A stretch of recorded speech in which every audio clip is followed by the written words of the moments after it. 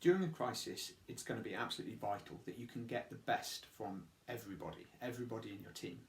But the natural response of many leaders in a crisis is to hold on really, really tight in order that they feel in control of the chaos and they keep detailed control of what every individual is doing. Now, this is one of the worst things you can do. This can have the effect of undermining the morale of people in the team, and it also completely inhibits other people's ability to make sensible, rapid decisions and do the right thing at the time. Now, the military deal with this with something they call mission command. So this is the idea that instead of telling people exactly what to do and how to do it, they focus on explaining what needs to be achieved, and then that gives people the freedom to achieve that aim in the best way they possibly can. So for mission command to work, it relies on a number of different things being in place. Firstly, you need a clear intent. So that is the what and why. What needs to be achieved, what's the end state, and why. So if you've got the what and why, that then frees up people to work out how themselves. But this also relies on mutual understanding. So this means that different people have to understand what other people are doing, but vitally as well, the leader has to share all the information they've got. Now, during a crisis or a rapidly changing situation, it can be extremely tempting for a leader to keep hold of information because it feels like that's what gives them power, that's what keeps them in control. But that information needs to be shared, pushed out so everyone has that information so they can make decisions. The next thing that's required is trust.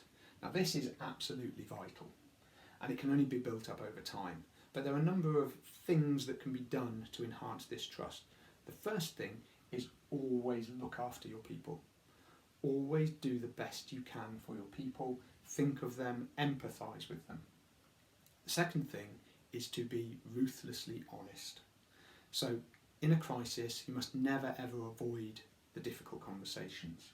Even if it's bad news, you must share it and be completely honest with everyone in your team. And that way, you'll start to understand each other better. The next thing that you need is freedom of action. You need to make sure people feel empowered to take decisions themselves. And this can be enhanced by telling people what their boundaries are. What decisions are theirs to take, and what decisions can't they take? And after people have taken decisions or actions, always try and have feedback. Ask them why they made those decisions, and you can then provide your guidance.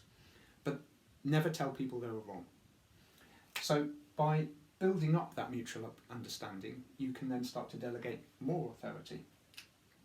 Now, in terms of delegation, when you're in a crisis, if you're trying to use mission command, always think, is this a decision I need to take, or can I hand this decision, delegate this decision to someone else?